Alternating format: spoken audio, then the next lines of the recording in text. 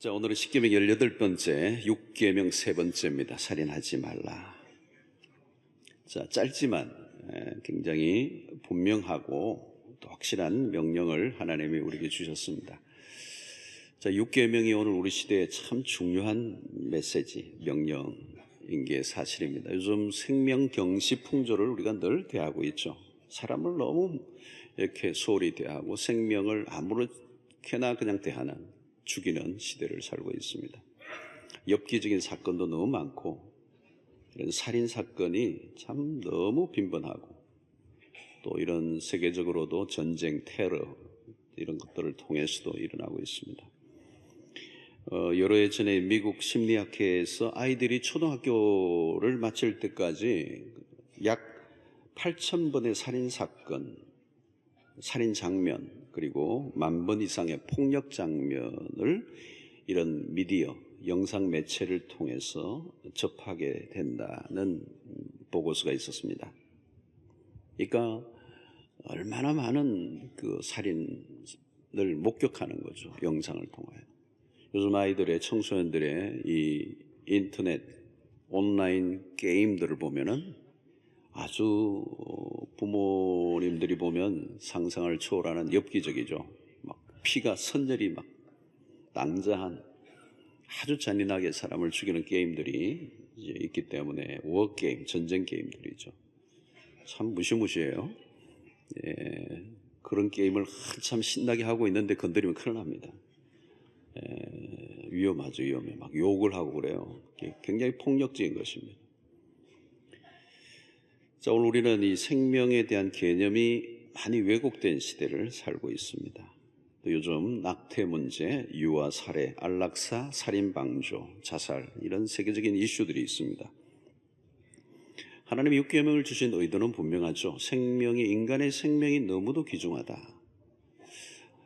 하나님이 인간을 지으실 때 하나님의 형상대로 지음을 받았다. 인간은 하나님의 형상대로 지음을 받았다 그랬습니다. 여러분, 이것은 이 피조물 중에 어떤 것에도 발견할 수 없는 것입니다. 천사도 우리보다 못한 이유는 천사는 하나님의 형상대로 지음받은 게 아니에요. 인간만, 피조물 가운데 인간만 하나님의 형상대로 지음을 받았습니다. 가장 고귀하고 신성한 존재로서 인간을 지으신 겁니다. 그러니까 인간의 생명과 비교할 수 있는 게 이 세상에 어떤 것도 없는 거예요. 어떤 것과도 비교할 수 없는 것입니다. 가끔 우리는 위급한 상태에 놓인 한 사람을 살려내려고 애를 쓰는 그 모습을 보면 참 생명이 귀하구나, 귀하구나. 불치의 병에 걸린 자녀를 살려내기 위해서 모든 재산을 다 쏟는 것을 보면서 어떤 경우에도 포기하지 않잖아요. 돈이 다 들어도 내 목숨과 바꿀 만큼 그 생명을 지키려고 하는 거죠. 왜 인간이 죽음을 두려워하고 죽지 않으려고 노력합니까? 삶이 너무도 귀중하기 때문에. 생명이 얼마나 복된 것입니까? 살아있다는 게 얼마나 축복입니까? 삶은 기회고 선물이고 하나님의 축복이죠. 자, 이 사람의 생명은 하나님에게 속해 있습니다. 죽이고 살리고 하는 권세가 인간에게 있지 않고 하나님에게 있습니다. 자, 육계명을 현대 사회 속에서 우리는 재해석하고 적용을 해야 합니다. 그런데 까다로운 주제들이 참 많아졌습니다. 전쟁의 문제도 여러 가지 정치적 논리로 해석하고 사람을 죽이기 때문에 때로는 어떤 사람들은 전쟁을 완전히 반대하는, 톨스토이 같은 사람은 전쟁 반대를 하죠. 어떤 전쟁이든 반대한다.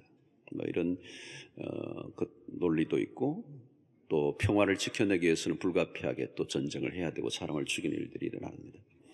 안락사의 문제, 사형제도의 문제, 자살, 낙태에 대한 주제들이 다 민감한 주제들입니다. 아마 안락사와 같은 문제도 앞으로 계속 이슈가 될 가능성이 있습니다. 현대의학의 발달로 갑작스러운 죽음보다는 생명을 연장시키는 기술이 늘어가고 있기 때문에 서서히 죽음을 맞습니다. 어느 지점까지 생명을 허용해야 될 것인가? 어려운 문제죠. 고통이 계속 길어지고 또 의료비 부담이 많아지면서 사는 것보다 죽는 게 낫다. 암말기암으로 너무 오랫동안 고통을 당하면 차라리 돌아가시는 게 낫지 않겠나. 이런 안락사를 지지하는 문화들이 많이 늘어나고 있습니다. 요즘은 외로움 속에서 가족의 돌봄을 전혀 받지 못한 상태 속에서 요양원에서 노인들이 빨리 죽기를 원하는 분들이 늘어나고 있습니다. 이거 어떻게 할 것인가 라고 하는 문제가 우리에게 매우 대두된, 또 의학적으로도 그렇고 또 윤리적으로도 우리가 다루고 있는 매우 민감한 주제들입니다.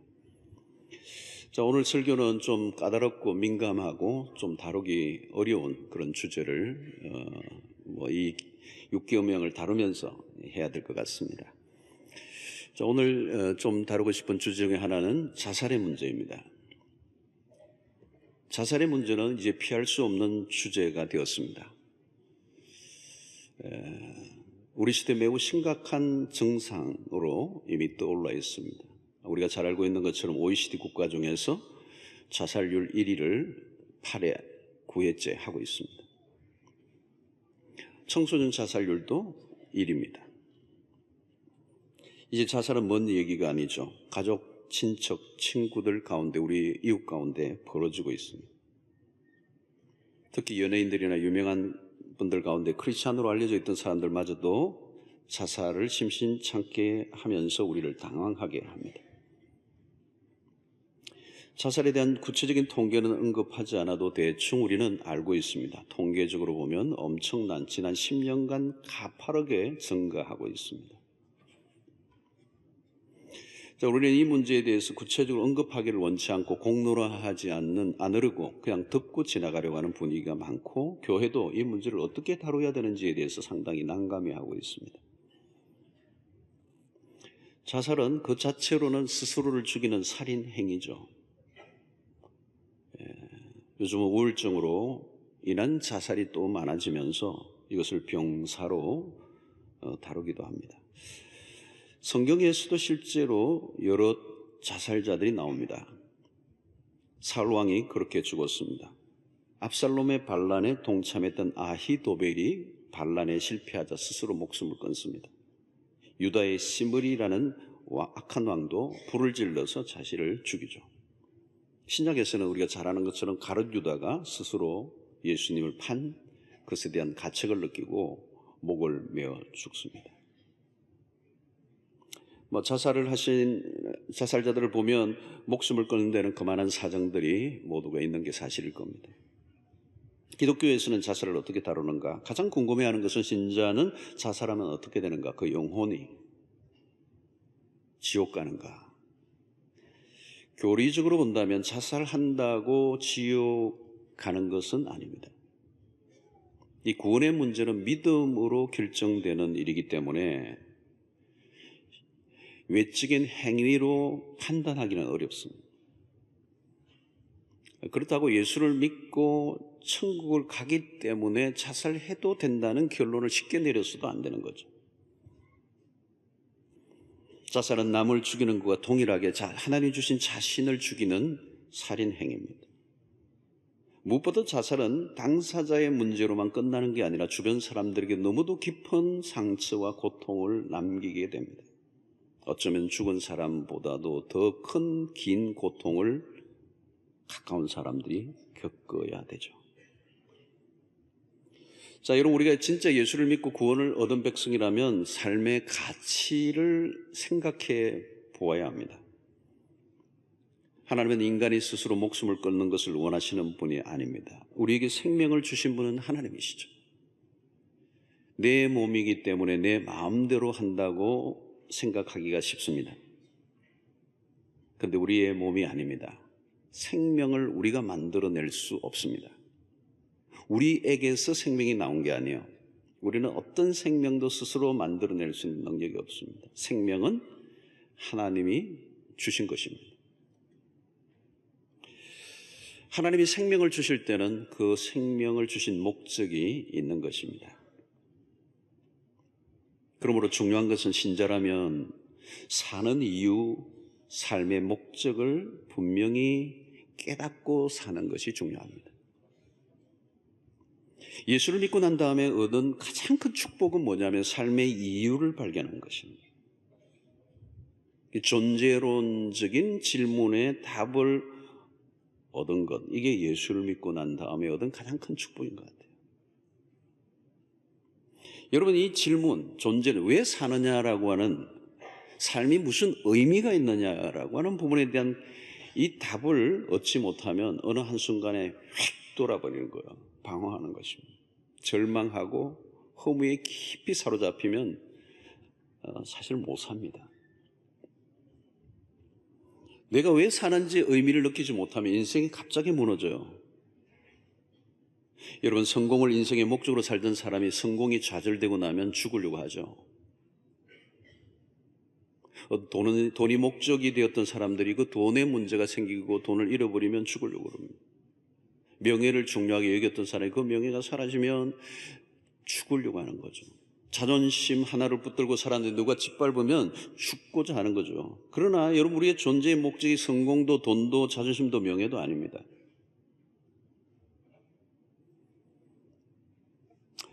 그리스도인은 존재하는 이유가 나에게 있는 것이 아니고 하나님에게 있습니다. 우리의 존재를 가능하게 했던 그 생명을 주신, 우리를 구원해 주신 그분에 의해서 우리의 존재의 이유를 확인하고 발견하게 되는 것이죠. 자존심 문제 하나도 마찬가지예요. 다른 사람이 나에 대해서 평가하는 것에 의해서 내 인생의 결정이 되는 게 아니죠. 누가 무슨 소리를 해도 나의 존재, 나의 자존감의 근거는 그리스도 안에 있어야 되는 것이죠. 그리스도 안에서 새로운 피조물이 되고, 그리스도 안에서 하나님의 걸작품이 되고, 그리스도 안에서 하나님의 자녀가 되고, 새로운 존재가 되는 거예요. 누가 욕하고 비난하면 자존심이 살짝 상할 수는 있지만 복음을 붙들고 있으면 그걸 통과할 수 있거든요. 다른 사람보다 주님이 나를 어떻게 대하시는가, 그게 참 중요한 것입니다.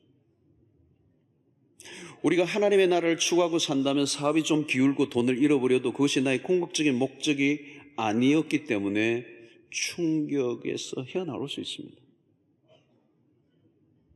어떤 젊은이는 사랑하던 사람이 등을 돌린다고 죽음을 선택합니다. 마찬가지죠. 인생은 너무도 짧게 보는 것입니다. 결론을 너무 빨리 내리는 게 문제예요. 부분을 전체로 보면 답이 없습니다. 인생은 1막으로 끝나는 단막극이 아닙니다. 수많은 막이 오르고 내리는, 희극과 비극이 오고 가는 가운데 인생이 날실과 올실을 만들어가면서 하나의 인생으로 나아가는 거죠. 다 끝났다고 끝난 게 아니에요. 제가 헌금 기도할 때 주로 쓰는 용어들이 그런 것들입니다. 우리의 인생을 우리가 결론 내지 말게 하옵시고, 뭐 이런 것들. 중요한 것이죠. 우리가 끝이라고 하는 지점에서 시작하시는 하나님, 끝에서 시작하시는 하나님, 누군가 쓴 책의 제목이에요. 많이 안 읽으신 것 같아요.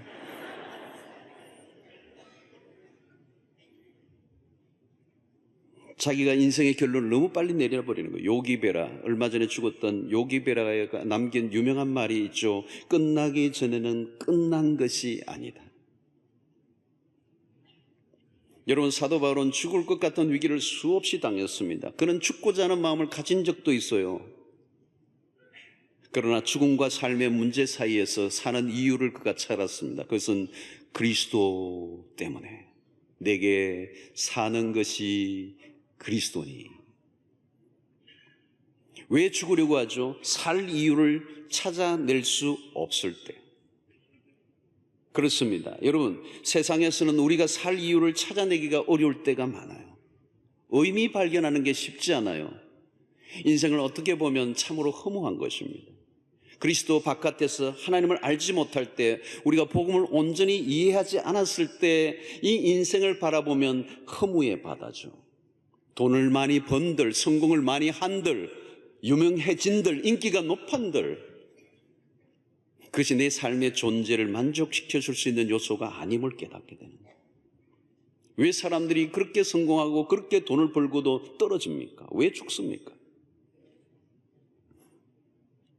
그 돈을 쥐고 보니 내가 찾았던 게 아니기 때문에, 그 성공의 자리에 가보았더니 내가 찾던 게 없었기 때문에 떨어지는 거예요. 왜 사느냐고 묻고 또 물으면 답이 없어요. 그래서 젊을 때는 묻기도 합니다. 나이가 들어가면 묻지도 않아요.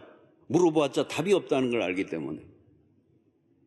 그래서 이런저런 재미를 느끼며 발버둥을 치며 살아가다가 어느 순간 충격적인 사건을 당하거나 어려움이 쌓이고 쌓이면 더 이상 견뎌낼 힘이 없어 극단적 선택을 하고 마는 것입니다. 여러분, 가만히 생각해 보면 내가 죽으려고 하지 않아도 죽는 날이 옵니다. 한 번 주어진 생명을 멋지게 끝을 낼 수 있어야 합니다. 바울은 자신의 생명을 조금도 귀한 것으로 여기지 않는다는 고백을 한 적이 있습니다. 자신의 생명을 무시한 얘기가 아니에요. 자신의 생명보다 더 귀한 것을 발견했기 때문에 그렇습니다. 주 예수께 받은 사명, 곧 은혜의 복음을 증언하는 일을 마치려 하면은 나의 생명을 조금도 귀한 것으로 여기지 않겠다. 사는 것, 생명이 붙어 있는 것 자체가 중요한 것이 아니라 그 생명보다 더 귀한 것을 발견하는 것. 그래서 양화진의 어느 선교사의 묘비에 쓰여진 글에 나의 생명이 1000개가 되어도 조선을 위하여 바치겠다 라고 했던 이 선교사의 고백. 여러분, 우리의 삶은 단순히 사는 것 자체에 있지 않습니다. 순교가 무엇입니까? 목숨이 중요하지만 자신의 목숨보다 더 귀중한 일이 있으면 바칠 수도 있어야 합니다. 그러나 목숨을 의미 없이 바쳐져서는 안 된다는 것입니다. 평소에 우리의 삶의 존재 이유를 물어야 합니다.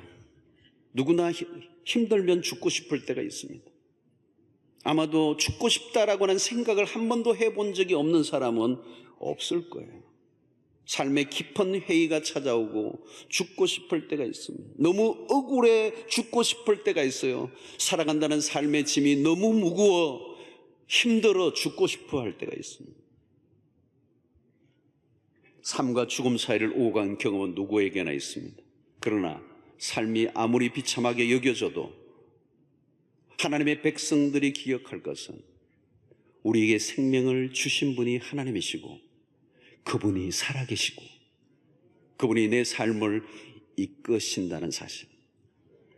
하나님은 우리의 처지와 형편을 아십니다. 우리에게 해결책이 아무것도 없을 그때가 어쩌면 하나님의 도우심을 받을 절호의 기회가 되는 것입니다. 우리 이 땅에 붙잡고 있던 모든 내가 의지하던 줄이 다 끊어져 버렸을 그때가 바로 하나님을 만날 때예요. 그때야말로 하나님이 곁에 찾아오셔서 우리의 인생의 빛을 보여주시는 새로운 인생의 전환점이 될 수가 있는 것입니다. 실제로 위기의 순간, 죽음의 벼랑 끝에서 하나님을 만나고 인생의 빛을 본 사람이 한두 사람이 아니에요. 어쩌면 그런 위기의 순간 바닥을 치지 않았다면 하나님을 만나지 못했을 것이고 그의 인생은 여전히 불행 가운데 살아갔을 것입니다. 성도 여러분, 생명을 주신 분은 하나님이십니다. 하나님이 생명의 주인이시라면 하나님이 내 생명도 주관하고 계십니다. 그럼 오늘날 교회의 역할이 매우 중요해요. 복음을 듣고 참 진리를 알게 된다면 죽고 싶어하던 사람도 살게 되어 있습니다. 예수 그리스도를 태양처럼 만나면 살아야 할 이유를 만나게 됩니다.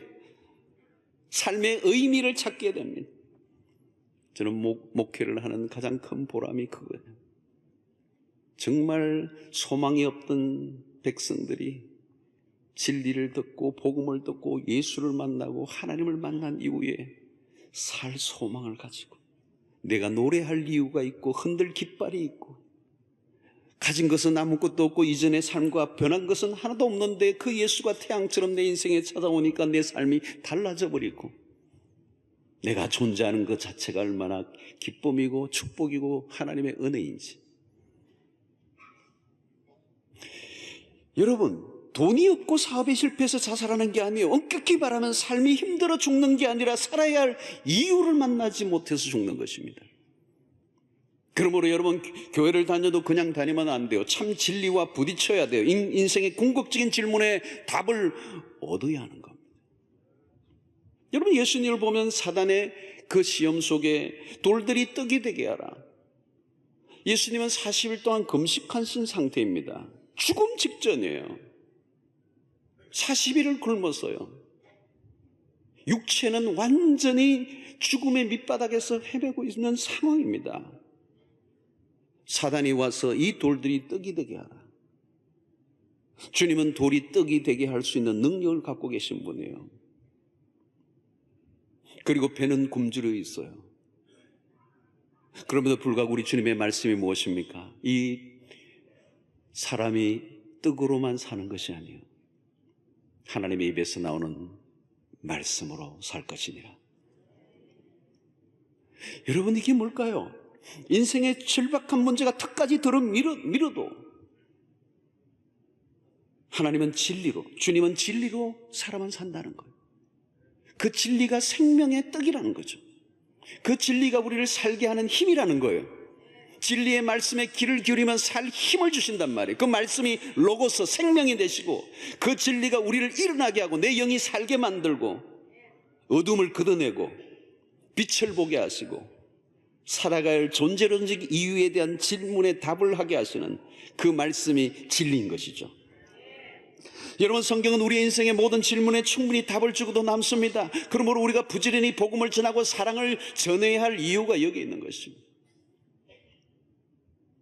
우리는 우리 주변에 자살을 시도한 적이 있거나 그럴 가능성이 있는 가족 혹은 친구들에 대한 적극적인 관심, 복음, 증거, 이게 너무나도 중요해요. 무관심은 일종의 살인 방조제와 같습니다. 대부분의 자살자들은 자신의 죽음에 대해서 어떤 형태로든 주변에 알린다고 그래요. 자살을 결심한 사람은 어떤 증후를 나타낸다는 말이죠. 자꾸 말을 해요. 그는 말을 하고 그는 사인을 해요. 자신에게 뭐 귀중한 물건이 있으면 또 다른 사람의 주기를 하거나 주변의 신변을 정리하고 하는 모습이 자기 입에서도 죽겠다는 말들을 계속 한단 말이에요. 곁에 있는 사람들이 조금만 관심을 가지면 도울 수 있습니다. 사랑이 필요한 거죠. 사랑이 필요한 거. 우리가 그리스도인이라면 또 우리의 옆에 그런 위기를 당한 사람들에게 하나님의 진리를 들려줘야 합니다. 우리가 사랑하는 말씀, 로마서 8장 28절의 말씀처럼 우리가 알거니와 하나님을 사랑하는 자 그 뜻대로 부르심을 입은 자들에게는 모든 것이 합력하여 선을 이룰 것이다. 이 말이 뭘까요? 우리의 인생의 결론을 우리가 붙잡고 있는 것이 아니라 하나님이 내리실 거라는 거죠. 우리의 삶을 우리가 결론을 내려고 해서는 안 된다는 거예요. 하나님이 하실 일을 우리가 하려고 해서는 안 되는 거예요. 하나님이 결론을 내실 것입니다. 삶이 주어져 있는 것, 내가 살아있다는 것 안에는 하나님의 뜻이 있는 것입니다. 한 번뿐인 인생 너무도 귀합니다. 하나님은 우리를 살게 하십니다. 우리가 살아야 할 이유가 분명히 있음을 하나님이 말씀을 통하여 알려주십니다. 생명의 주권자이신 하나님을 바라보므로 죽음의 위기에서 반전의 역사를 써가는 은혜를 누리도록 우리 주변의 사람들을 돕고 섬기고 관심을 가지고 다가가야 할 줄로 믿습니다. 두 번째는 낙태의 문제가 있어요. 이 상당히 예민한 주제입니다. 오래전 일이에요. 어느 직분자인데 자녀가 해외 유학을 갔다가 아들인데 한 자매를 만나 교제를 하다가 덜컹 임신이 되고 말았어. 이 청년은 자신이 책임을 져야 한다고 생각을 하고 부모에게로 돌아와서 둘의 임신 사실을 알리고 결혼하겠다고 하자 아버지가 그 결혼을 반대했어. 우리 집안에 이 가문의 명예를 더럽히지 말라는 거. 결혼을 반대할 뿐만 아니라 그 배 안에 있는 아이를 지우라고 명령을 합니다. 그러자 아들의 마음이 강경하게 돌변하면서 부모와 연을 끊고 자기들이 떠나서 함께 살겠다고 저항을 했습니다. 부모는 자신의 신분이나 명예를 생각하고 결혼도 하지 않은 상태에서 임신을 한 일들이 부끄럽게 여겼어요. 교회 직분자로서. 자, 여러분, 여기서 교회를 오래 다니고 신앙생활을 하긴 했지만 또 직분자이지만 생명의 존엄함에 대한 인식이 너무 낮은 것에 대해서 저는 충격을 받은 적이 있어요. 태아의 생명보다 자신의 명예를 더 귀중하게 여기는 모습을 보면서 어쩌면 오늘 우리의 현주소일지도 모르겠다는 생각을 한 것입니다. 다행히 좋은 결론을 내리게 되어 아찔한 상황을 넘겼던 기억이 납니다. 교회 안에서도 낙태에 대한 기준이 너무 느슨한 것이 사실입니다. 태아를 사람으로 보아야 하는가에 대한 논쟁을 합니다. 태아를 사람으로 볼 때 어느 시점부터 사람으로 보아야 하는가? 여러분, 수정된 인간의 난자는 세포가 단 4개만 되어도 아주 초기에서부터 스스로 방향을 잡아가는 생명체가 된다. 임신 18일이면 심장이 박동됩니다. 6주가 되면 주요 기관이 형성되어 완전한 생명체가 됩니다. 요즘은 초음파 검사를 통해서 태아의 발달을 쉽게 관찰할 수 있습니다. 심장의 그 거세게 뛰는 소리를 들을 수 있고 태아가 움직이는 모습을 볼 수가 있습니다. 아니, 태아가 아니라 그냥 배 안에 자라고 있는 아이입니다. 지금 우리 사회는 낙태의 문제가 심각합니다. 여기에는 성적 방종의 문제가 끼어 있고 생명경시 풍조가 맞물려져 있습니다. 사춘기 아이들의 낙태에서부터 남녀 구별에 따른 선택적 낙태는 무수히 이루어져 온 것이 사실입니다.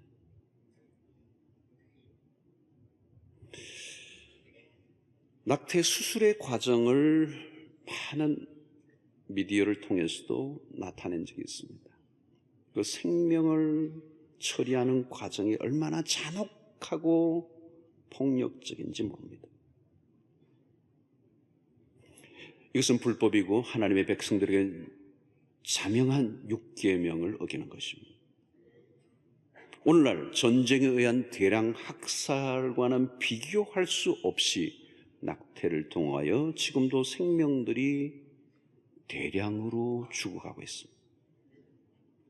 특히 여성에게는 정신적, 육체적 깊은 상처와 후유증을 낳게 합니다. 물론 여기에는 난제들이 있습니다. 예를 들어 산모에게 치명적인 생명의 위협이 될 때 임신 상태를 중단시켜야 할 상황이 올 수도 있습니다. 윤리학적 문제, 성폭행이나 혹은 근친상간 등을 통해 임신이 되었을 때에 어떻게 할 것인가? 어쩔 수 없는 난처한 상황에 처해 있는 경우도 없지 않아 있습니다.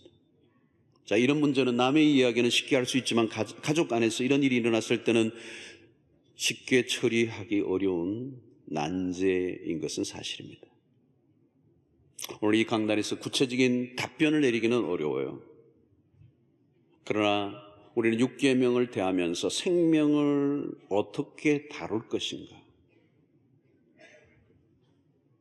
때로는 난처하고 힘든 상황에 이르렀음에도 불구하고 여전히 최선을 다하여 생명을 보호하고자 하는 태도를 가지는 것.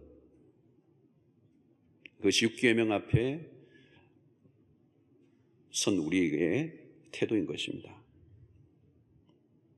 참 복잡한 문제들이 많이 있는 건 사실이에요. 그럼에도 불구하고 여전히 우리는 생명을 매우 귀중하게 여기는, 태아도 한 생명체로 보는, 그리고 그것을 지켜내고 보호하고자 하는 노력과 그리고 때로는 대가 지불을 하게 될 때 하나님께서 그 가운데 도우실 것이고 은혜를 베푸실 것이고 그 일을 통해서 하나님이 영광을 받으실 일이 있을 줄로 믿습니다. 그 외에도 우리는 살인에 있어 직접 살인은 아니지만 간접 살인의 문제를 많이 생각해 봐야 합니다. 돌봐야 할 사람을 돌보지 않는 것, 오늘 이기적인 삶 자체가 살인을 낳을 수가 있어요. 이기적 세상에서 무관심이 낳는 살인이 늘어나고 있습니다. 우리는 구약에서 고아와 과부를 돌보는 일에 대해서 성경이 관심을 갖고 병든 자와 옥에 갇힌 자들을 돌아보는 이 적극적 사랑을 베풀어야 하는 이유가 무엇입니까? 자칫하면 그 무관심이 사람을 죽이는 결과를 갖게 되고 그 무관심이 살인을 낳게 되는 것입니다. 불량식품을 만들어 팔거나 환경을 오염시켜 사람들의 병이 걸려 죽게 하는 일도 살인 행위와 같습니다. 기업의 오너가 돈만 벌려고 사람들의 안전을 생각하지 않다가 사람이 죽는 일이 일어나는 것도 역시 살인이 되는 것이죠. 성도 여러분, 사람은 홀로 살 수 없습니다. 가인은 아벨을 죽임으로 그 역시 고립된 삶이 됩니다. 동생을 죽인 가인, 아벨을 죽인 순간부터 그는 두려움에 빠져 살죠. 살인을 한 사람들은 살인을 당할 두려움 속에 빠져 불행하게 됩니다. 동생을 죽이면 자신의 삶도 깨어진 것입니다.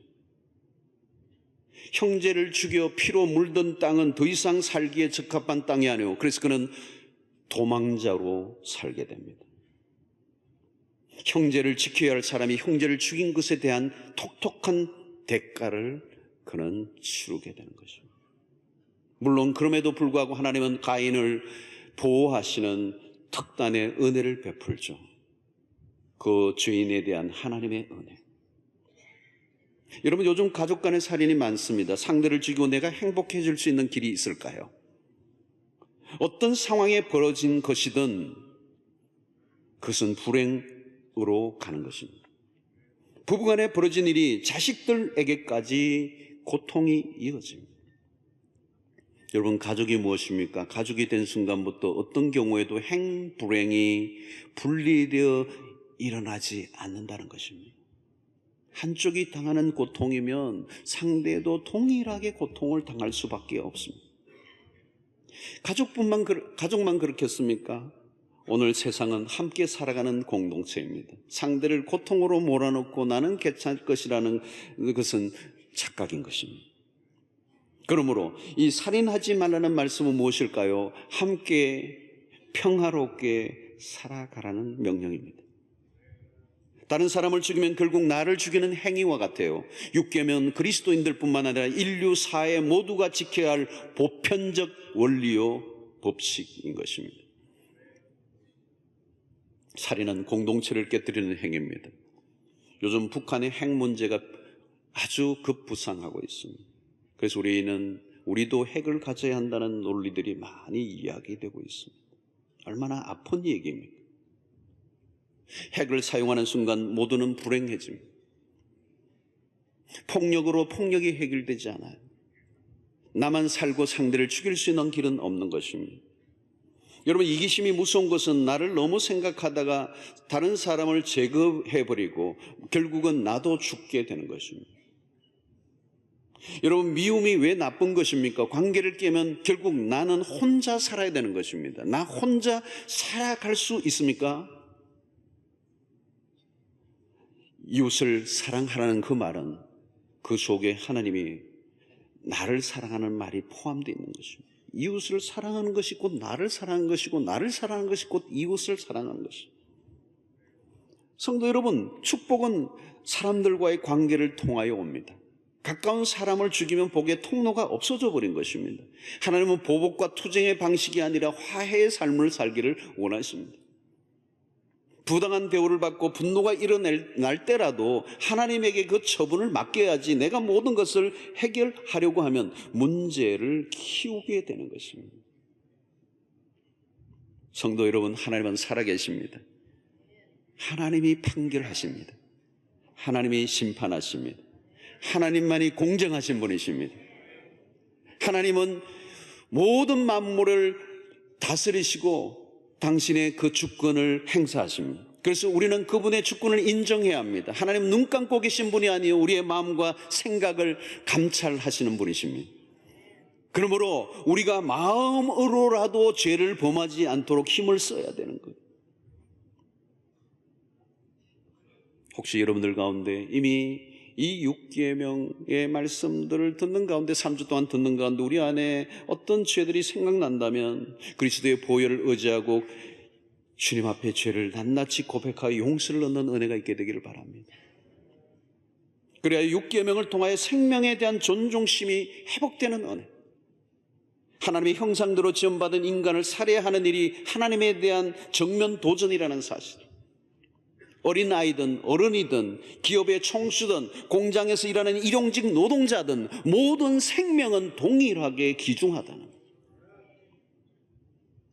여러분, 우리의 태도를 분명히 해야 되고 우리의 마음의 태도를 살펴보아야 합니다. 특별히 신약의 관점에서 우리에게 도전하는 6계명은 우리 누구도 피해갈 수가 없어요. 탐심이 곧 우상 숭배요, 음욕을 품는 것이 곧 간음이요, 사람을 미워하는 것이 곧 살인이라고. 성경은 우리에게 도전을 하고 있습니다. 그러므로 살인하지 말라는 이 말씀은 이웃을 내 몸과 같이 사랑하라는 말씀이에요. 결국 사랑의 문제입니다. 이 계명은 적극적으로 사랑하라는 것이죠. 사랑을 놓치면 그곳에서 각종 사건이 터져나는 것입니다. 사랑이 식어지면 우리 안에 악이 기승을 부리게 되고 죄의 본능이 우리를 덮으면 누구라도 악마의 행동을 할 수가 있습니다. 그러므로 주님은 우리의 탐심 하나, 음욕 하나, 미움의 감정 하나도 다스리라는 거예요. 작은 분노나 욕하는 행위 자체도 살인이라고 주님이 말씀하신 것은 그 감정 자체라도 죄에 노출되도록 내버려 두지 말고 다스리라는 거예요. 사랑하는 성도 여러분, 오늘 우리는 이 세상이 고통하고 있습니다. 우리는 이웃의 고통에 귀를 기울여야 합니다. 우리가 금식하고 기도하는 개인적 영성도 중요하지만 그것만큼이나 공경에 처한 이웃을 돌아보는 일 역시 6계명에 대한 순종이 될 수가 있습니다. 우리가 사랑에서 멀어져 가면 그때 무관심하게 되고, 무관심하다 보면 본의 아니게 살인을 방조하는 간접적 살인을 범하게 됩니다. 사랑이 없는 곳에 죽음의 영이 역사하고, 사랑이 식어질 때 자살이 늘어나고, 사랑이 식어질 때 생명을 함부로 다루는 역사들이 일어나게 되는 것입니다. 성도 여러분, 우리 인간은 사랑이 있어야 숨을 쉴 수가 있어요. 고기가 물이 있어야 살 수 있는 것처럼 우리는 사랑이 있어야 살 수가 있습니다. 세상이 점점 살벌해지고 난폭해지고 분노로 가득 차 있고, 우리의 이들은 서로가 등을 돌리고 무관심으로 소외의 삶을 살고 있습니다. 어쩌면 오늘 살인하지 말라는 이 계명은 사랑하지 않은 죄, 적극적으로 사랑하지 않은 죄를 하나님이 우리에게 물으시는 계명일지도 모릅니다. 오늘 이 6계명을 마감하면서 오늘 우리는 보다 더 사랑하라는 이 말씀, 그냥 사랑이 아니라 더 뜨겁게, 더 적극적으로 사랑하기로 결단할 때 이 6계명을 온전히 순종하는 삶을 살게 될 줄로 믿습니다. 아주 작은 어린 아이 앞에서도 생명의 경외심을 느끼며 그를 대하고, 함부로 사람들의 인격을 대하여 욕하지 아니하고, 우리의 분노의 감정을 품지 않고, 우리의 주변에 가까운 사람들을 더 뜨겁게 다가가 관심을 베풀고 그들을 섬기고 사랑하고 끌어안는 것이 바로 살인하지 말라는 말씀의 명령인 줄로 믿습니다. 특별히 오늘 자살과 낙태의 문제는 우리 사회에 깊이 들어와 있는, 아니 오늘 어쩌면 우리의 삶 속에도 부딪히고 있는 일상의 죄일 수 있습니다. 다소 무겁고 어두울 수 있는 주제를 이 시간에 우리가 다루었습니다. 그럼에도 불구하고 우리는 예수 그리스도의 보혈의 능력을 믿고 우리의 연약함을 주님 앞에 고백하고 용서를 구하고 회복의 은혜를 경험할 뿐만 아니라 우리 주변에 이런 위기와 어려움 속에 다 있는 지체들을 사랑과 섬김과 배려로 다시 힘을 얻고 일어서게 하는 일에 힘을 선다면 우리 사회가, 세상이, 공동체가 더 밝아지고 아름다워질 수 있으리라고 믿습니다. 사랑하라, 함께, 그리고 더 뜨겁게 주께서 우리에게 말씀하신 이 계명 앞에 모두 순종하여 우리 모두가 아름답고 축복된 풍성한 삶을 살아가는 은혜 있게 되기를 주의 이름으로 축원합니다.